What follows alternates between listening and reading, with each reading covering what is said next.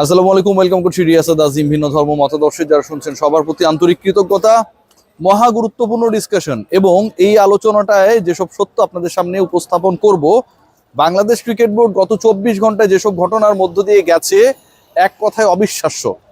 ভারতীয় cricket board BCCI এবং international cricket council ICC একদিকে বাংলাদেশকে কনভিন্স করার জন্য তাদের প্রতিনিধি পাঠিয়েছে, ভার্চুয়াল এবং ইন পার্সন, মানে মোটামুটি একটা হাইব্রিড সভা হয়েছে বাংলাদেশ ক্রিকেট বোর্ডের সাথে। সেই সভার লেন্থটাও অলমোস্ট 2 আওয়ার্স।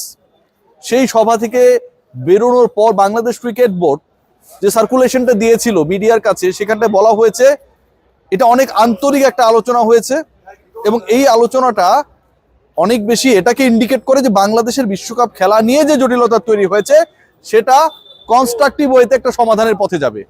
একদিকে যখন এই ঘটনা ঘটছিল, অপরদিকে বিসিসিআই এন্ড আইসিসি এমন খেলা খেলেছে যেটা আপনার আমার চিন্তাকে গতকালকের দিনটা আমরা যারা প্রশংসা করছিলাম উল্টে দিতে বাধ্য। কি হয়েছে জানেন? আয়ারল্যান্ড ক্রিকেট বোর্ডের সাথে আমিনুল ইসলাম বুলবুল পার্সোনালি যোগাযোগ করছিলেন, পুরোপুরি ব্যক্তিগত পর্যায়ের একটা যোগাযোগ হচ্ছিল। Irish cricket board they were convinced বাংলাদেশের সাথে গ্রুপ চেঞ্জ করার ব্যাপারে। দুটা দলই হচ্ছে সিডিং 3, প্রত্যেক গ্রুপের 3 নাম্বার দল, গ্রুপ বি এবং group C. Group B 3 number দল হচ্ছে আইরিশরা, গ্রুপ সির 3 নাম্বার দল হচ্ছে বাংলাদেশ। সো গ্রুপ এক্সচেঞ্জ নিয়ে যে আলোচনাটা হচ্ছিল, যে ফ্রুটফুল লজিক্যাল ডিসকাশন হচ্ছিল, আমিনুল ইসলাম বুলবুল যখন সরাসরি এই আলোচনায় এন্ট্রি করলেন, সেটা সফলতার দ্বার প্রান্তে চলে যায়। Irish cricket board initially they had no objection regarding this. যখন এই অবজেকশনটা ছিল না এবং আইরিশ ক্রিকেট বোর্ডের গ্রুপ চেঞ্জ করা নিয়ে কোনো সমস্যা নেই, সেটা অফিসিয়ালি আইসিসির প্রতিনিধিরা বাংলাদেশ ক্রিকেট বোর্ডের কর্তাদের কাছ থেকে জানতে পারলেন। এরপরে আইসিসি এবং বিসিসি এর পক্ষ থেকে, ইনফ্যাক্ট বিসিসি এর পক্ষ থেকে আইরিশ ক্রিকেট বোর্ডকে জানানো হয় $2 মিলিয়ন একটা অফার।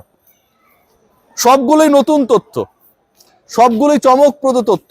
$2 মিলিয়ন, এই $2 মিলিয়ন আইরিশ ক্রিকেট বোর্ডকে দেয়া হবে কিভাবে? ভারতের সাথে বিশ্বকাপের আগে 2টা ম্যাচ খেলার সুযোগ করে দেওয়া হবে।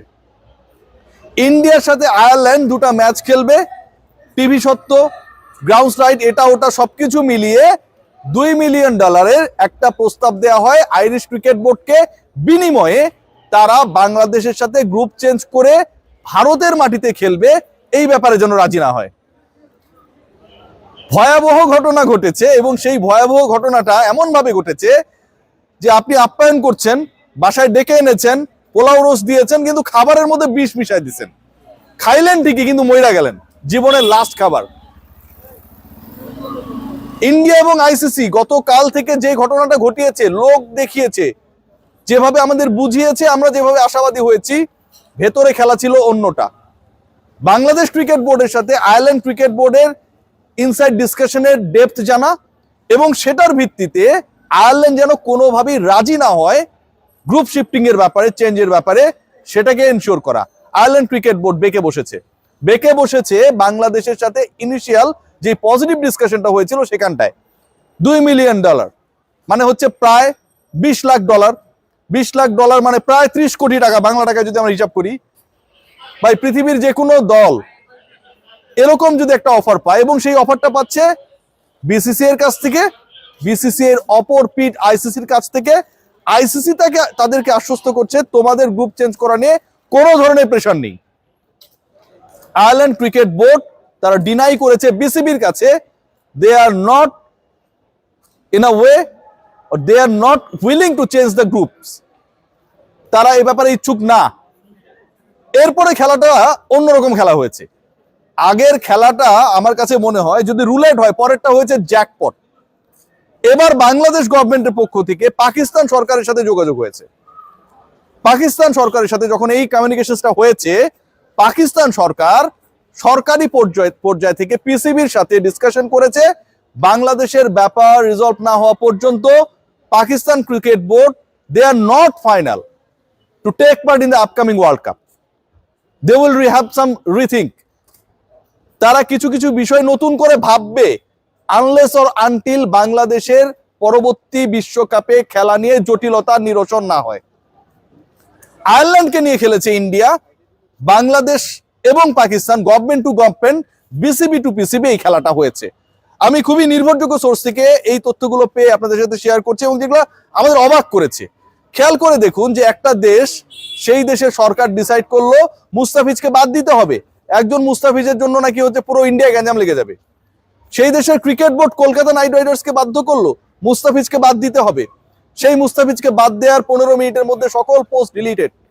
সেই দেশ এখন বলে আমার দেশে এসে খেলো। আপনি একজন মুস্তাফিজকে আতিথেয়তা দিতে পারেন না, আপনি 15 জন ক্রিকেটার, 7 জন কোচিং স্টাফ, দর্শক, সাংবাদিক সবাইকে আপনি আপনার উঠানে গিয়ে নেমন্তন্ন জানাবেন আমরা চলে গেলাম। আর ওই অপমান, ডিসরেসপেক্ট, ডিগনিটিতে আঘাত করা, সেগুলোর বিচারটা কে করবে? এমন ভাবে ইন্ডিয়া, বিসিসিআই, আইসিসি খেলা খেলছে যেন কোনোভাবেই বাংলাদেশ এনশিওর করতে না পারে অন্য কোনো দেশকে তার সাথে গ্রুপ চেঞ্জ করে বাংলাদেশের খেলাগুলো যেন শ্রীলঙ্কায় হয়। এটা তাদের রাষ্ট্রীয় পরাজয় এবং যে কারণে আয়ারল্যান্ডকে $2 মিলিয়ন ভারতের সাথে খেলা খেলিয়ে প্রস্তাব দেওয়া হয়েছে। বাংলাদেশের সাথে ইনিশিয়ালি আয়ারল্যান্ড গ্রুপ চেঞ্জে রাজি হলেও ওই টাকার লোভে তারা বদলে গেছে। এখন কি করবেন আপনি? পাকিস্তান ক্রিকেট বোর্ড যদি না খেলে, বাংলাদেশ ধরেন খেললো না, ভারতের মাটিতে এই দুইটা দলের কোনো দলই যাবে না, একদমই ডিসাইডেড, তখন ইন্ডিয়া কি করবে? ইন্ডিয়ার কি কোনো বিকল্প রয়েছে? ইন্ডিয়ার কোনো বিকল্প নেই। আপনি বাংলাদেশকে ছাড়া ওয়ার্ল্ড কাপ খেলতে চাইতে পারেন, অথবা বাংলাদেশকে আপনি বাধ্য করতে চাইতে পারেন যে আপনার দেশে গিয়ে খেলবে। আর পাকিস্তান না খেললে তো আপনার রেভিনিউ নেই, ইন্ডিয়া পাকিস্তান ম্যাচ কেন্দ্রিক হাইপ নেই।